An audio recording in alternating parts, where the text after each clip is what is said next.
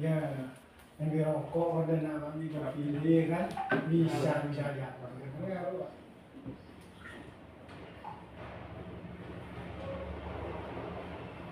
Oke. Nama lengkap siapa Pak? Andre Dwi Pamungkas. Kurang keras. Nama lengkapnya siapa? Andre Dwi Pamungkas. Andre Dwi Pamungkas. Oke. Pak Andre, kita tadi kan kita sudah membahas masalah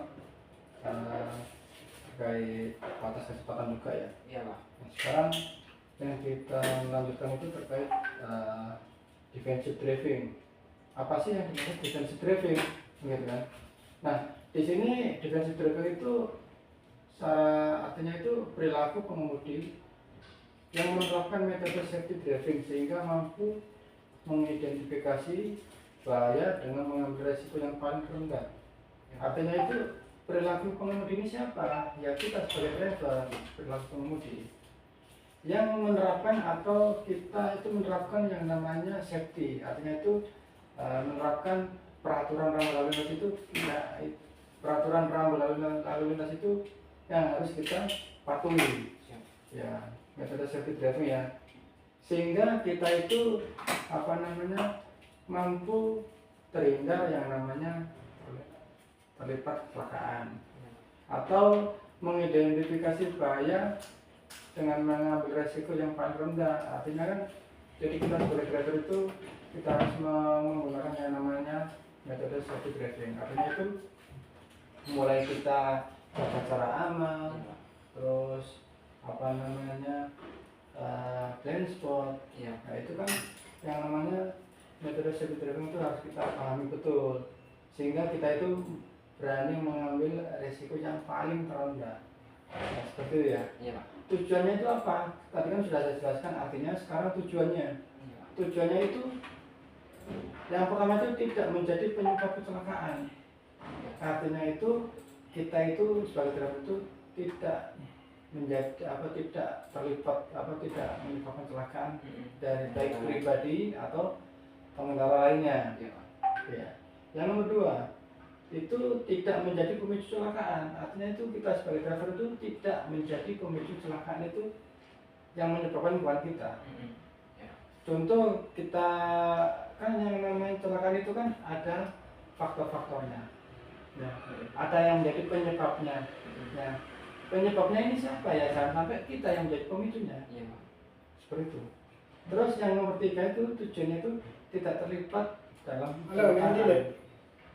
Artinya itu kita tidak terlibat kecelakaan atau sampai yang itu kecelakaan. ikut tadi mobil mari Yang namanya defensive driving. Jelas ya, dari sama saat ini ada maksudnya mobilnya gue mari di neraka. Selanjutnya ini, nah di sini Samping contoh kota. potensi kecelakaan. Nomor satu, Timbangan di sini ada yang namanya arek jalan Gusti Bondo turunan kita sini atau jalan tanjakan. Iya, Pak. Nah, Iya. pada saat Hah? Bapak menemui jalan kota seperti ya, ini mari atau 30. medan seperti ini, langkah pertama Ya. jika Bapak Wis, mau 30 kuwi. melanjutkan jalan menanjak nih, Oh, Iya, Pak. sebelum Mas jalan Tri Probolinggo. itu menanjak, Mas Tri atau Probolinggo. sebelum kita mulai jalan menanjak, Bapak dipastikan untuk giginya itu gigi terendah. Karena apa? Karena kalau kita menggunakan gigi tinggi dengan beban muatan yang berat, itu nanti dipastikan apa Pak? Tidak kuat menanjak. Tidak kuat menanjak sehingga kehabisan napas dan mesin bisa mati. Iya. Sehingga apa? Setelah mesin mati, yang kita khawatirkan itu unit akan mundur. Kalau sudah mundur, nah yang ini yang kita khawatirkan apa? Terlibat kecelakaan. Yang menjadi pemicunya siapa? Kita. Iya, Pak. Terus nanti setelah itu terlibat kecelakaan ini takutnya apa? Ada korban. Nah setelah ada korban ini bahaya Pak. Nah di situ akan ranahnya ke pengadilan nanti. Kalau benar-benar kalau korbannya tidak terima Iya. di situ ya. Iya, Pak. Terus kalau jalan menurun. Nah sebelum kita melalui jalan menurun, pastikan giginya itu jangan netral. Karena apa? Kalau kita menggunakan gigi netral, dipastikan unit itu tidak ada beban. Pasti dipastikan menggunakan gigi terendah. Karena apa? Kalau kita menggunakan begitu rendah, tujuannya apa? Mengurangi ya, mengurangi kecelakaan, mengurangi beban, mengurangi ini ya, apa namanya, kecepatan ya. kecepatan ya Pak. Bisa menghambat laju mobil truk tersebut kan. Iya. Kalau kita menggunakan begitu rendah, Iya. situlah fungsinya itu bisa membantu pengereman juga. Iya Pak. Begitu ya. Iya. Contoh, nah contoh pertama ini ada pertanyaan nggak terkait jalan tanjakan atau jalan turunan? Enggak ada Pak. Nggak ada. Iya Pak. Kalau nggak ada, kita lanjut jalan. Contoh potensi kecelakaan yang kedua. Di sini ada pengendara motor ibu-ibu. Iya. Nah, ketika bapak berada di belakang pengendara motor ini, apa yang kita lakukan? Jaga jarak Pak. Jaga jarak aman. Iya Pak. Terus apa lagi?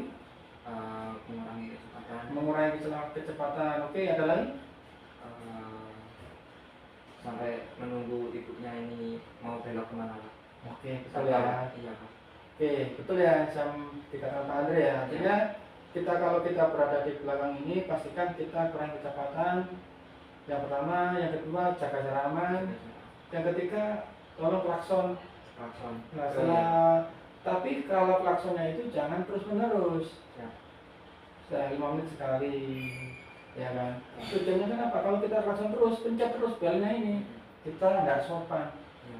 Nah, setelah kita diberikan jalan oleh pengendara ibu-ibu ini, baru kita mendahului pengendara motor tersebut. Ya, jelas ya. Siapa? Contoh yang nomor 3, potensi kecelakaan yang nomor 3. Ini jalan lurus, Pak. Iya. Nah, ini jalan apa yang namanya dari gang ya. Contoh ini di sini ini di DC. Iya. Anggap saja di sini Jember. Iya. Nah, kalau kita kan keluar nih, Pak. Mm-mm. Keluar. Setelah keluar, kita melanjutkan ke perjalanan seandainya ke kiri. Iya. Apa yang kita lakukan? Berhenti dulu sejenak Pak. Berhenti dulu sejenak, terus Terus melihat kendaraan dari arah mana itu Pak. oke, artinya kita itu harus berhenti di sini, Pak. Iya, berhenti dulu. Berhenti di sebelum pertigaan ini. Kita berhenti di sini. Iya. Tujuannya apa? Kita tengok kanan, tengok kiri. Iya. Setelah dipastikan jalan lurus ini aman, silakan melanjutkan perjalanan. Notnya apa? Utamakan jalan lurus ini mendahului utamakan jalur yang lurus ini dahulukan. Iya. Benar, Pak. Setelah dinyatakan aman, Bapak lanjut ke pengiriman, melanjutkan perjalanan. Iya. Oke, artinya poinnya itu utamakan jalur yang utama. Ini jalur yang utama. Iya. Utamakan ya. Iya Pak. Utama. Oke. Ada pertanyaan nggak kira-kira? Tidak ada Pak. Tidak ada. Tidak ada. Oke, selanjutnya contoh potensi kecelakaan yang nomor 4. Di sini ada yang namanya truk muatan overload Overload. atau odol. Nah, kita sebagai driver itu wajib menghindari pengendara atau muatan yang overload ini, truk yang muatan overload ini. Iya Pak. Contoh ini truk ini jalur tanjakan, Pak. Iya. Nah, takutnya unit ini nggak kuat nanjak, sehingga pada saat kita di belakang truk muatan ini, itu yang kita khawatirkan apa? Truk ini akan mundur dan mengenai unit yang kita bawa atau mengenai kita sebagai driver. Siap.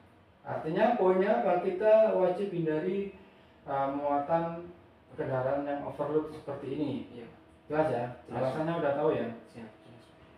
Contoh potensi kecelakaan yang nomor 5. Nah, di sini ada, anggap saja ini minibus, Pak. Iya. Atau truk yang kita bawa. Iya. Nah, ini adalah pengendara motor. Mm. Nah, pengendara motor ini dari sebelah kiri, Pak. Oh iya. Nah, dari sebelah kiri selanjutnya mendahului kita, langsung banding ke kanan. Nah, poinnya apa? Poinnya itu kita wajib waspada, Pak. Siapa? Waspada kanan kiri, artinya apa? Kita tengok spion kanan, tengok spion kiri, Siapa? dan pastikan kita selalu waspada dan waspada. Iya Pak. Oke? Siapa? Ini jelas ya? Jelas Pak. Oke, selanjutnya ini terkait 5 langkah dasar defensive driving di jalanan. Siap.